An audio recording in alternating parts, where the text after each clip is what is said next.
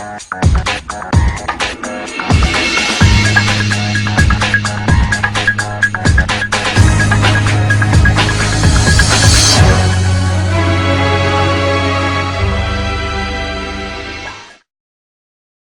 is up, guys? Eric here with TeamEccenTrick, and I'm bringing you guys another dual commentary video. Sorry we haven't posted one of these in a while. I've just been busy doing other things, but the cold season is upon us, so Yu-Gi-Oh is back, and TeamEccenTrick is back at Yu-Gi-Oh rather. So I'm playing True Draco. Connor on the left is playing Heroes, so you can see I set for activate Demise, then I get into terraforming, activate terraforming, searching the diagram. To be honest, Draco isn't really my playstyle, but I do enjoy the deck, even though I'm not very good with it. But I use Diagram to destroy the Desires that was in my hand to get a search. Now, I add the Dynamite Knight, figuring I can, establish some good, plays here, but there's a problem. I activate the Desires, and I draw 2, it resolves. The Desires banish all of my True Draco Apocalypse. All copies, so effectively my Dynamite Knight is useless at this point, other than just being a 28 beater. So I tribute the Anti-Spell Fragrance that's face down for Dynamite, then I activate Diagram. A second copy of Diagram from my hand. I use Diagram to destroy the Monarch Storm 4th, attempting to get another search of a card, so I activate I add the True Draco Heritage. I activate it. And again, at this point, I looked at my banished pile, but I didn't really realize that I banished all of my True Draco Apocalypse. So that really kind of set me back. But then standby phase on his turn, I activate Anti-Spell Fragrance, figuring I can at least slow down some of his plays. And I have yet to actually realize that I banished all of my Apocalypse. But then he activates Ferris, discarding Mali. And then he resolves the Ferris. And then again, now I'm attempting... I thought I could attempt Dynamite Knight, but I don't have any targets because the True King's Return is actually face down on my board right now, so there's not really much. But then he puts the increase in his Spell and Trap card zone, activates Summon Limit, and then he special summons the increase from his Spell and Trap card zone after tributing Ferris. And because of Summon Limit, he can't summon any further because you can only normal or special 2 times in a turn. And the thing is Summon Limit reads even all the summons that happened before it was flipped. It literally just says throughout the entire turn you can only summon twice. So that's definitely a thing. But now Connor has to set 3 because again I have Spell Fragrance, so that's a thing. So I draw. And you can see that I have control of the board at the moment, but I activate Diagram, and I destroy the True King Return to add Majesty Maiden, figuring maybe I can just put monsters on the board and do damage. So I then draw 1 after using the Heritage, and I tribute the Heritage for Majesty Maiden, and then effective Heritage engrave to pop that card, and then he uses it. It was an Impermanence. So Impermanence, he targets Majesty Maiden, but I chain the Majesty Maiden, which allows me to add Ignis. So, it really, he just kind of allowed me to basically add something else, because the moment he activates something, I can Majesty Maiden. But now I go into battle phase, and I swing for 26, and then he activates Increase from his grave to put in the Spell and Trap card zone, and then I swing for 28, because Diagram gives both of my monsters a boost by 300 points.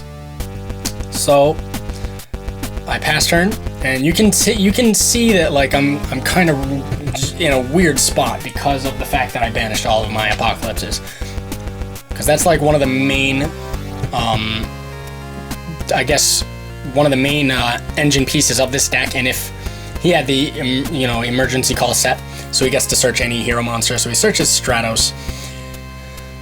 And with all of my Apocalypse banished, there's really not much for me to go on other than just trying to simplify the game state into a way that I can just do damage and attack, and maybe destroy some spells and traps, which really doesn't affect heroes all that much.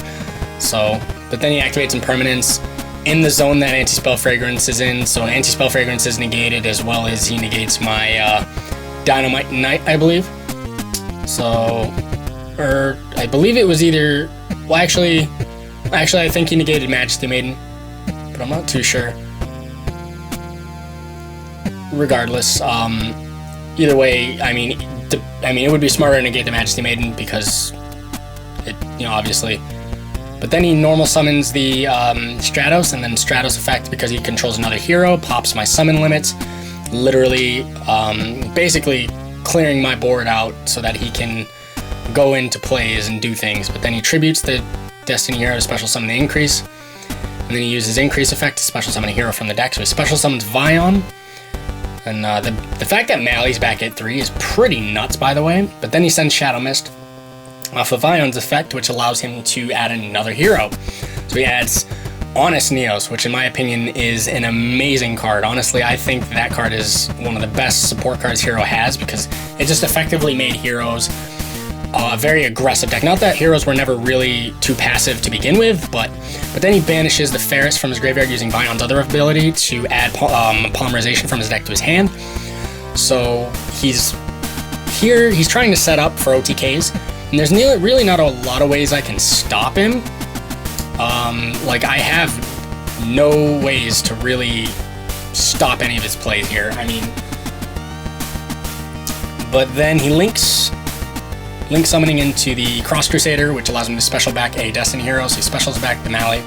Then he can tribute the Destiny hero monster to search any other hero monster from his deck. Honestly, Cross Crusader is a really good support card, to be honest. I'm surprised that card honestly wasn't a super in the set that it came out in. I believe it was Dark Neostorm, but I'm not too certain. But either way, like, Cross Crusader is just an amazing card. So then he gets to search. He searches another Stratos. There's just so many aggressive combos that heroes can do. Like, the hero deck just OTKs so easily now. Like, Vision Hero Trinity is such a card.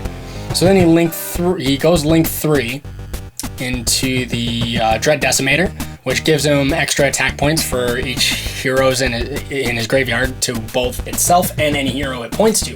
Then he activates Polymerization, fusing 3 from his hand. So he fuses Stratos, another Increase, and the third Mally.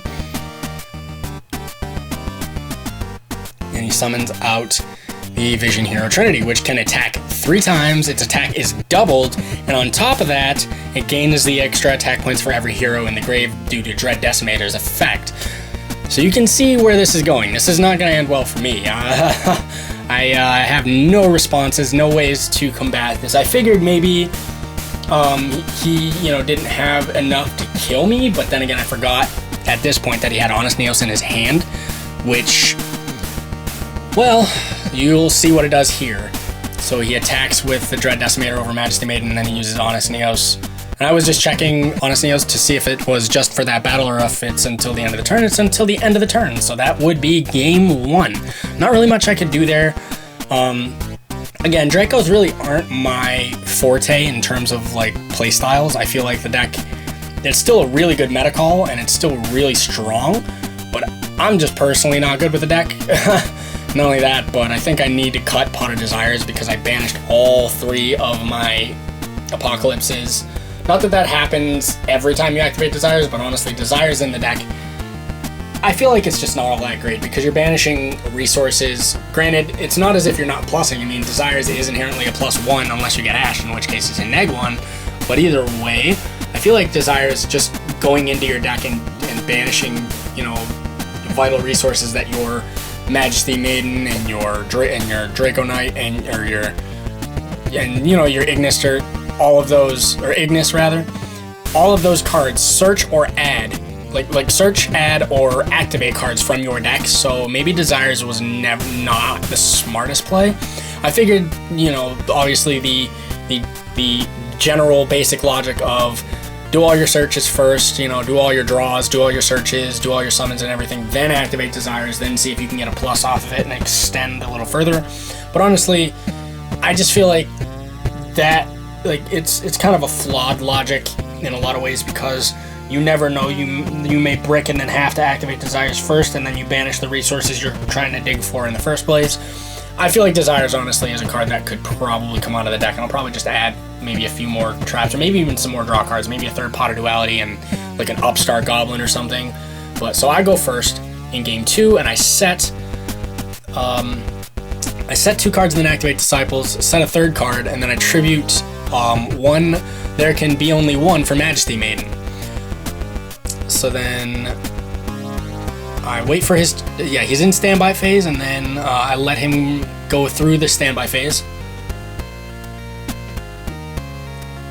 So then he activates Evenly Matched, and that's quite a side deck card. But then I chain Majesty Maiden, figuring maybe I could get some, some kind of benefit out of this. I mean, just chaining the Majesty Maiden allows me to at least get resources for next turn for a follow-up, and then I banish the Disciples, 1 face down card, and then the Majesty Maiden. But then I chain There Can Be Only One as soon as he activates Fusion Destiny. So he uses Fusion Destiny to send monsters from hand or deck to the graveyard, and there's kind of a question. I mean, here he asks a question whether or not Fusion Destiny can send from hand and or graveyard.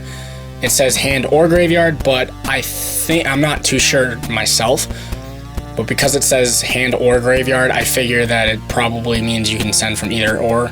Like, you can send from hand and or grave. So we just do it that way, and then if obviously if there's a a ruling discrepancy or anything, anybody in the comments can let us know. We're not perfect players. We make mistakes. I'm certainly not honestly that good of a player. I recognize that. So I just kind of know the basics of the game, the fundamentals, and I know kind of just how certain things work. So, but he activates the Fusion Destiny. He sends the Celestial, and I think he sent Mali, if I'm not mistaken, from his hand. And I activated the There Can Be Only One because I figured heroes are all warriors. So if I activate the There Can Be Only One early on, it can stunt his combos and make it so that he can't OTK me as easily.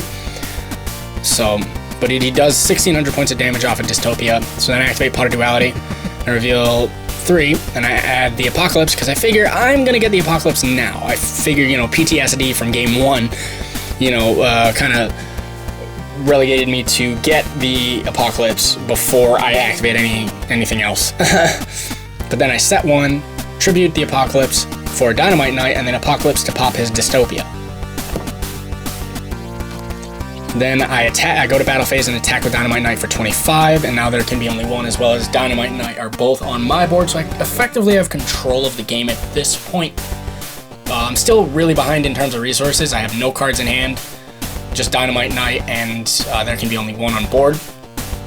And he has, I believe, 4 cards in hand, 5 cards maybe, but he normal summons Stratos, attempts effects of Stratos to search, and then I chain Dynamite Knight to activate Apocalypse straight from my deck.